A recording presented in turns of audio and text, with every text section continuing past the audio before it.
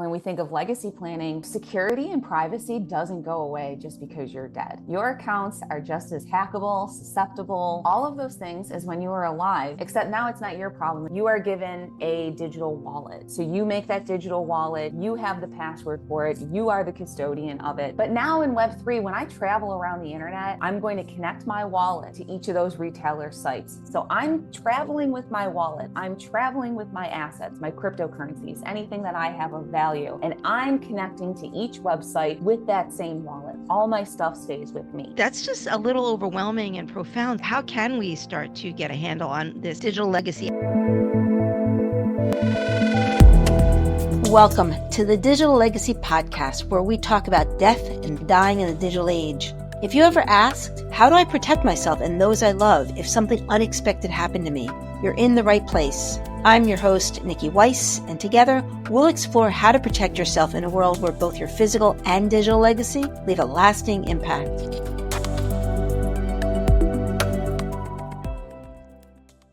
Jacki, thanks for joining me today for this podcast to talk about digital assets. Really glad that you were able to join me. Yes, thank you so much for having me, Nikki. I hope I'm helpful to people out there, and physically, digitally, and in any form we show up.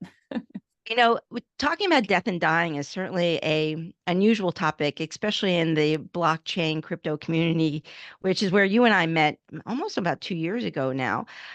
But when I started sharing with you My Final Playbook project, you were super intrigued and you have a bit of your own personal experience with death and dying and very much willing to share that with me. So what is it about death and dying that and that bridge between that topic and digital legacy that allowed you to kind of join this conversation with me today? Yeah, digital legacy is a lot of the reason I even went into working in tech, which is funny because my real career was in newspaper. So I don't think I could have picked anything more legacy and traditional printing methods and all of that. But I was watching this digitalization happen, right? Go to this industry that was taking things a new way. And I was exposed that young. My whole family worked at the newspaper. So it was like a very close thing to me. But I was, 14, 15 years old when I was first getting online. America Online was coming out. I was actually probably a little younger, but we'll save a little face here. But I remember, thinking us elder millennials and even some of the Gen Xers and that, how many email accounts do you have? And just things that you set up or created so long ago. And none of us knew how that data was going to be like used or managed or owned or anything. And it was actually, later, not too much longer, but my father passed away, and he had actually maybe a year before he passed, he had cancer. So he kind of knew things were coming in that, but he had set up a Facebook profile. And when he died, this was way before Facebook did anything with like legacy solutions and that. But I really didn't know what to do with it. He didn't have many friends and he didn't post or anything like that. So I ended up just deleting it. And it made me even think of all the things that I had just kind of like swirling around out there. And it really is interesting that like when people used to die, they just kind of died. Everything kind of went with them unless there was like a storage unit or something or some sort of like succession plan. But now with digital means, we really do live on, whether we want to or not. So it's really important to think of our digital footprint and how we are going to handle these things and what's going to speak for us when we can't anymore and when we're not here to do that. That's just kind of smacks some of us in the face of like, oh, every step I take has an imprint. And I don't necessarily have control on, washing it away or deleting it. And that's just a little overwhelming and profound. So how can we start to get a handle on this digital legacy? And I feel like we're in the middle of between being able to create a digital footprint, and maybe in the future. And what are your thoughts about that futuristic management of digital assets? I think this is why Web3 is so important. And this is truly why I work in blockchain. I know a lot of people don't know those terms yet, and we'll get into it, but we need a new ownership model for data. Right now, everything centralized platforms own it, manage it, share it, sell it, distribute it, whatever. And none of us read the terms and conditions. We can all say that we do, but we don't. We hit accept. And I mean, there are pages and pages, and everybody knows this. So I'm not saying anything new, But I think what is new in blockchain, we call them digital assets. We call cryptocurrencies, tokens, anything that has value is a digital asset. And it turns out that pretty much all data has value. It can be used in some way, shape, or form by someone to draw behavioral decisions, any type of thing that we want. So I think even just using the term digital assets really helps people understand these are assets. You take care of your car, you take care of your home, you take care of your dog, you take care of all of these things in your life. Why would you not take care of your social profiles, your online banking accounts? Why would you not think more about commenting on places? And even like we said, opening this up, when you think about a reputation that you're not going to have control of, that people can cherry pick, curate, query, any way they want to paint you in any way they Monetize. monetize. Yes, all of those Monetize my things. data. There's like no data sovereignty. My email address is Yeah, considered a digital asset. That now becomes a piece of commodity for the person who had asked for it. I don't own it anymore. exactly.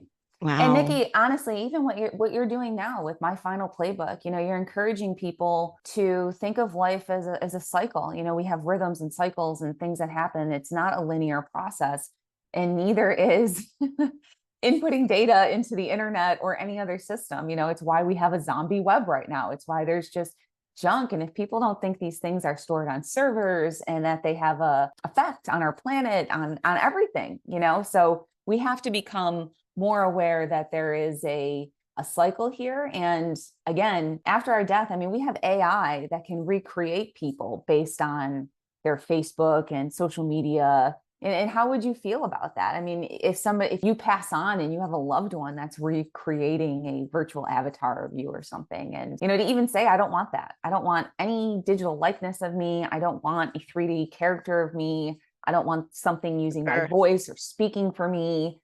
Like when I'm dead, I'm dead. I mean, personally, that's what I want, which people So always think is really funny working in tech. They think I want the avatar or something. I do not want to go.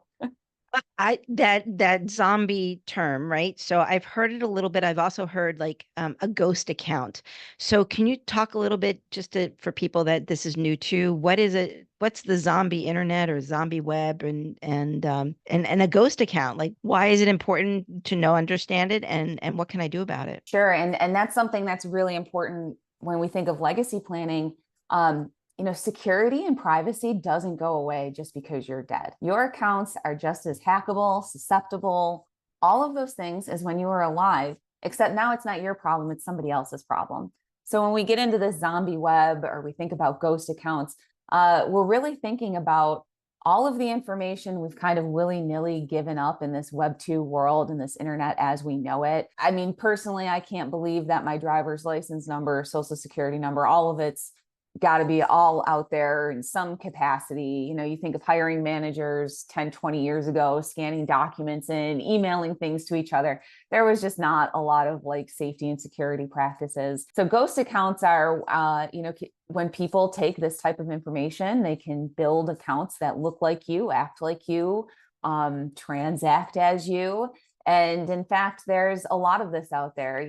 Authorities are aware that there's transactions that happen every other day. I mean, I think it was, I can't remember what publication or where it was noted, but there's a theory that there's 10 identities for every person out there on the internet just doing things. And, the bank knows it's not you. And people, even now with facial recognition and Face ID, we can actually tell now if people are going to make a transaction and your face is showing up in two different places of the world where you couldn't have possibly made those two transactions. So we are finding ways to mitigate this. But as much as we can do as personal individuals, I mean, that's what I always advocate for. Long answer, what is a zombie web? It's a collection of nothingness out there, meaningless data that's still making computers use energy and store it and all that stuff. So for yourself, knowing that you went through that with your father, so your father, how long ago did he pass at this point? My father has passed 14 years ago yesterday. Yesterday was his anniversary. Wow. And for you, does he still have a digital footprint out there? So my dad was born in the 40s. So he loved tech and loved computers, was super into sci-fi through the 80s and all that. But no, he was very weary of it. I think he was leery, maybe from all the sci-fi he read. He was very aware and he didn't really get into social. I don't even think my dad had a cell phone by the time he passed. So he wasn't really into that. And same thing, my mom's, nearing her 70s, and she's not very, she has an online banking account, and she has a great daughter that she shares all this stuff with. So all the things I'll suggest to people, and we'll get to it. If you have a digitally savvy person in your life, it's really good to make them not even just having an executor of your account, but to have a digital executor. And there's actually a big difference, because an executor can be someone that has no digital savviness whatsoever, and they're not going to do you much help, getting into these things. No, actually, that's a great distinction, right? I mean, when people are building out their final playbook, that they nearly need to say, hey, my executor might be this person, right, who might be closest and most trusted. And at the same time, to be thinking about, especially futuristically, companies are designing for us to have a deeper, more expansive digital footprint. So to have that secondary executor who is, younger, perhaps more comfortable with tech, to be able to identify them, that is a brilliant, recommendation and suggestion that we need to start thinking about. And someone who's knowledgeable of like IT security practices. I mean, that's the number one thing too. There's a lot of different ways to manage your digital accounts. So when we talk about digital footprint, that's anything. It's your social media account, it's blog posts, any online businesses you had, anything like that. So there's services, there's password managers, there's digital vaults. There are services, are mostly cloud-based, that will, take this lift off of you and put it on them. But personally, I'm more excited for Web3 and blockchain as we continue this transition.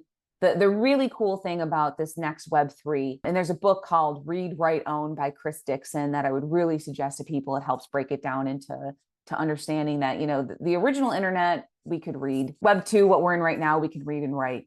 But Web3, we can read, write, and execute. And it's because of these technological advances that we're going to be able to automate contracts and automate things that happen. And that gives us the control to program these assets to act in a way in which we want them to act. But even better than that, I think Web3 and this new internet we're going into is going to feel a lot more natural, and it's going to mimic the physical transactional world a lot better. And what I mean by that is, right now with Web2, if you went on to a retailer's website or anything you were going to purchase, it's likely that you have an account with that retailer, you have a username, you have a password.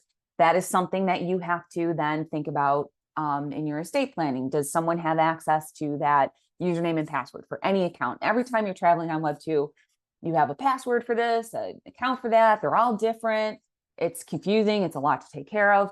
In Web3, you are given a digital wallet. So you make that digital wallet, you have the password for it, you are the custodian of it. There are non-custodial wallets, but for the sake of this conversation, we're going to talk about self-custody wallets. But now in Web3, when I travel around the internet, I'm going to connect my wallet to each of those retailer sites. So I'm traveling with my wallet, I'm traveling with my assets, my cryptocurrencies, anything that I have of value, and I'm connecting to each website with that same wallet. All my stuff stays with me.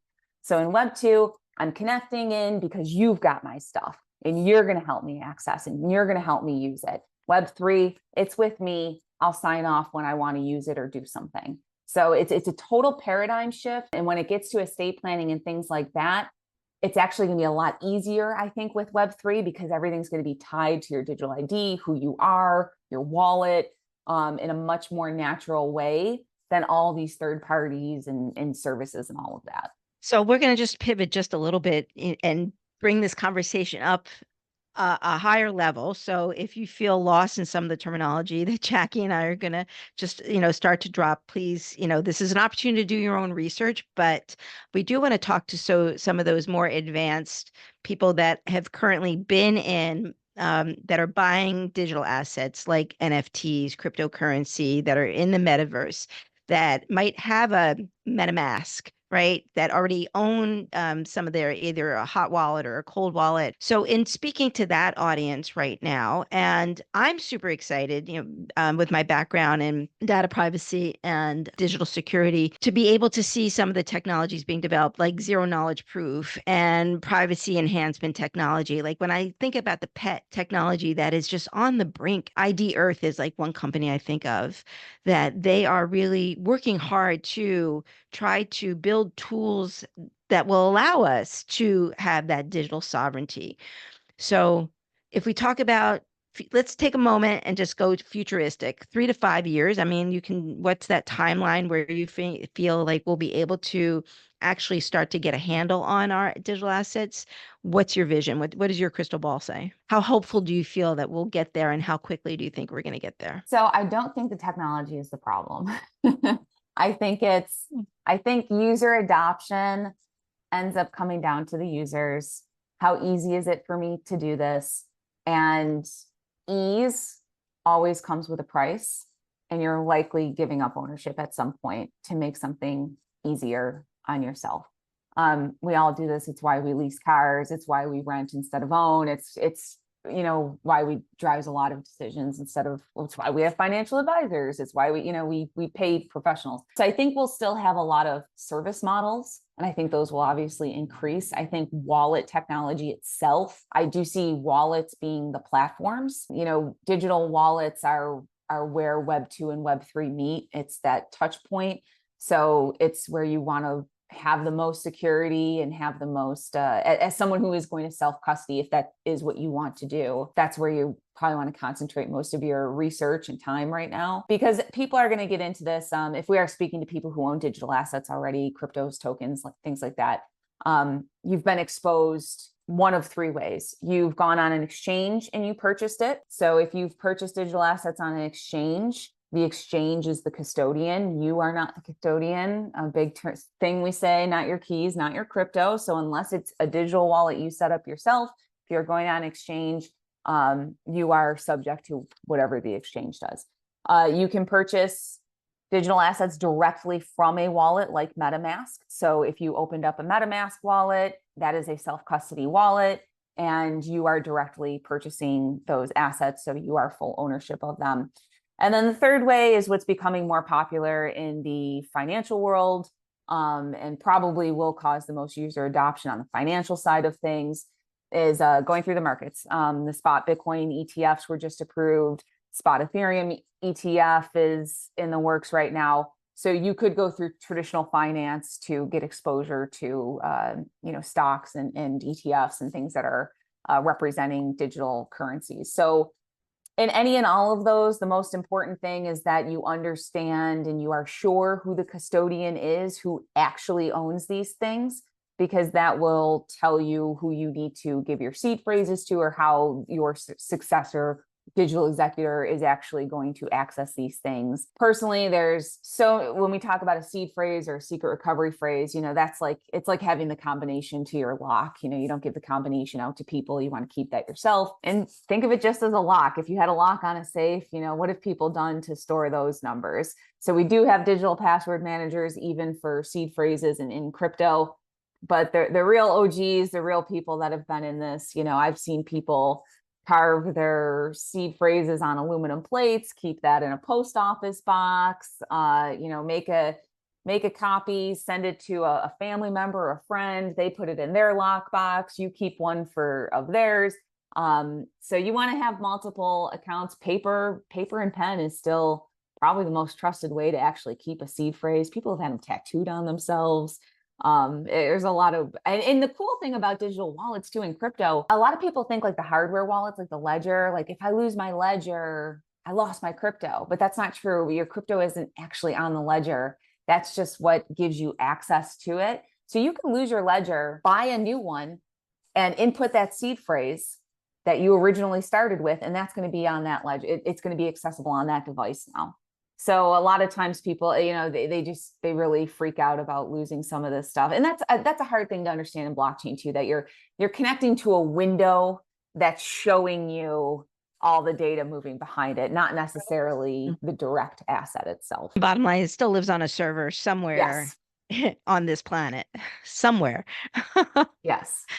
And for those that aren't familiar with the term the cloud, right? The cloud is just a visual of that it's not on site in front of you. It lives somewhere else, in a data center somewhere, again, Yeah. in the world. We just don't know where. You and I don't know where necessarily.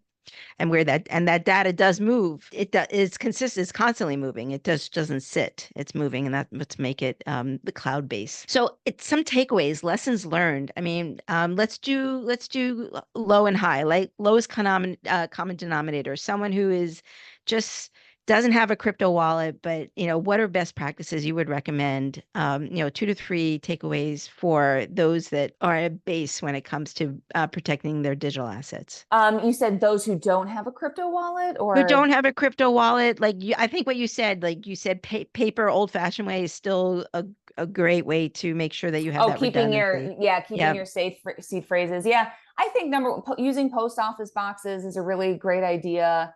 Mailing your seed phrase to someone who's trusted. Certainly, when you're making a will, you can have all that stuff put in your will, how you want these things to be divvied up. I mean, I think the most important thing is just making your wants and desires known. And then certainly, like anything else, any digital asset you have, again, whether that's a social media profile, your email inbox, your cryptos. A huge thing in crypto is airdrops. So we're constantly getting airdropped things, which means a token is just being sent to us. You can choose how you want to interact with it. Sometimes they're nefarious, sometimes they're meaningful. This is a whole nother layer, but with any of those things, maintenance, like we as human beings, as a species, we need to become more in tune with, again, the cycles of life. There's a rest and repair. There's a time to do action. There is a time to move things. I think we've all been in the wild west of the internet where we've just been doing, and just literally outputting for decades now. And we need to learn that there is in every digital process, you can only feed so much. At some point, all that needs to be conglomerated, organized, figured out. So that's really my number one takeaway. Just stay organized, be organized. And if you don't have, just like you look over your financials quarterly, make it a plan. Every quarter, you're just going to go through your email, you're unsubscribe to things. If you're not using a social media platform, delete it. Because when you're gone, if you die and you didn't give that password to anyone and the account gets hacked or something like that, no one can do anything at that point. Ghost account. Yeah. And again, and people can even take over those ghost accounts and do crazier things than just, buy and transact. But I mean, they can influence things. They can create behavioral profiles that are existing on platforms, double representing or multiple representing some ideal. Think of all the issues we have in voting now, where we've seen tons of politicians use dead people as voters and names and things like that. So imagine what they can do with social media accounts. I mean, they're just sitting there, they're ripe for deploying. This was an amazing conversation, and I think it's going to be an evolving conversation. I just think that this digital asset piece, everyone's very worried about their will, their house. I'm even seeing how there's some hacking going on with title companies, and how people are starting to take ownership of people's physical property because of the digital access within the public records. And not, again, I might have opened up a can of worms on this conversation, but listen, we will certainly come back and maybe have a part 2 and 3 when the time comes. So Jacki, thanks so much for joining me today. Super informative. And like I said, putting your dad, he's up there listening, guiding, right? He's proud. He's happy I went the direction I did, I'm sure. He's the one that made it all possible. So thanks, Dad. Yep. All good. Thank you.